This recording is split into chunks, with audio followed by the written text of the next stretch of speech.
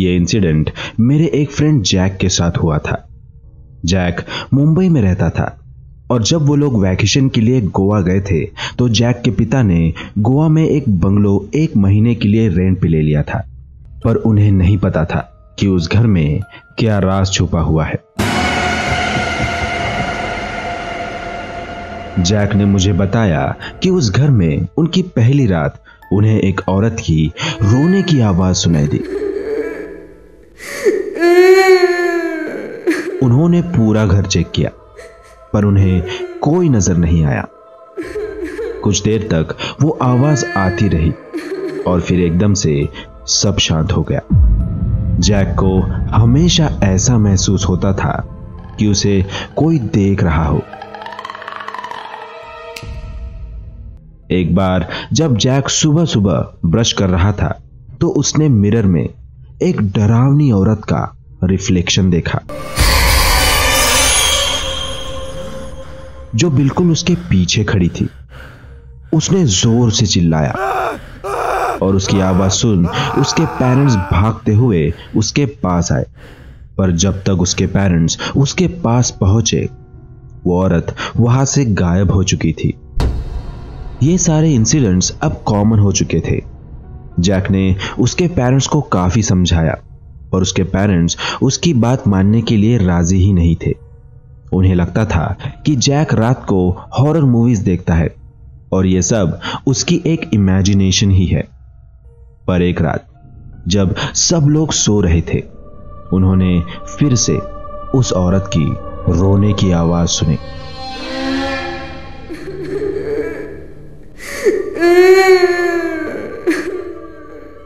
जो कि first floor के एक कमरे के अंदर से आ रही थी। वो सब उस कमरे के पास पहुंचे और जब उन्होंने वो कमरे का दरवाजा खोला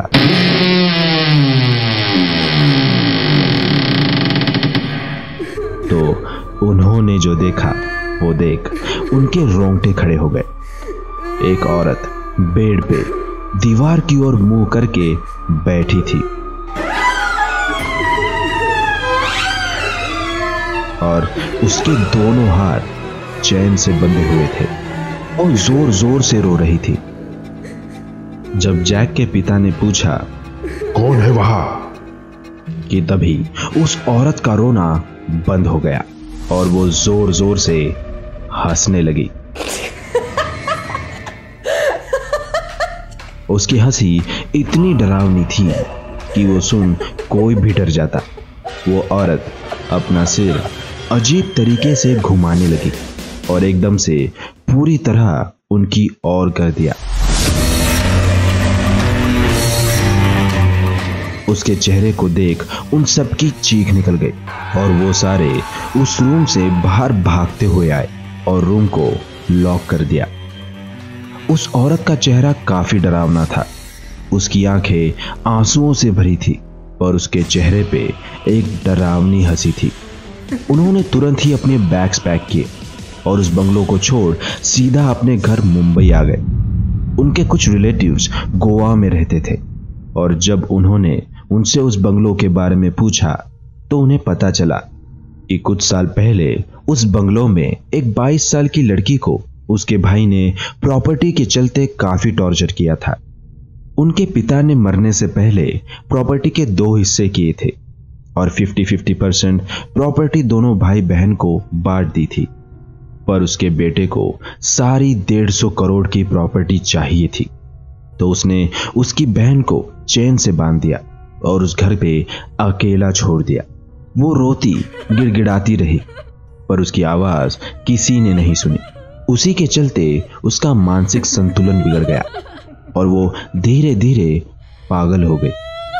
वो बस रोती रहती और भूख प्यास के चलते कुछ दिनों बाद उसकी मौत हो गई। वो उसी कमरे में बेड के ऊपर मरी हुई लटकी थी पर उसकी डेड बॉडी किसी को नहीं मिली। लोगों का मानना था कि शायद उसके भाई ने एक रात को उसकी डेड बॉडी वहां से गायब कर दी और तब से उसकी आत्मा उस घर में घूम रही है। उस लड़की की आत्मा उसके भाई को ढूंढ रही है और उसे मारना चाहती है, पर वो उस बंगले में कैद होकर रह गई है। उसका भाई उस इंसिडेंट के कुछ साल बाद ही एक कार एक्सीडेंट में मारा गया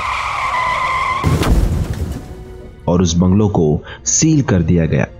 फिर कुछ साल बाद एक आदमी ने वो बंगलो खरीद लिया और उसे रेंट से देना शुरू कर दिया। उसे उस घर के बारे में सब कुछ पता था।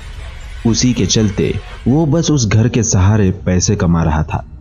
आज भी उस लड़की की आत्मा उस घर में घूम रही है और आसपास के लोकल्स को उसकी रोने की आवाज सुनाई देती है। जो कोई उस घर के अंदर जाता है उसे उस लड़की की रोने और गिड़गिड़ाते हुए मदद मांगने की आवाज सुनाई देती है।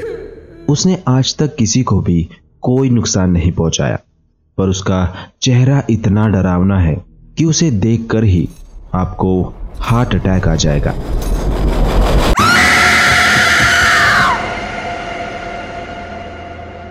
अगर आपको ये स्टोरी अच्छी लगी तो लाइक कीजिए। अगर आप चैनल पे नए हैं तो अभी सब्सक्राइब करके बेल आइकन प्रेस कीजिए सो दैट आप हमारी वीकली स्टोरीज मिस ना करें।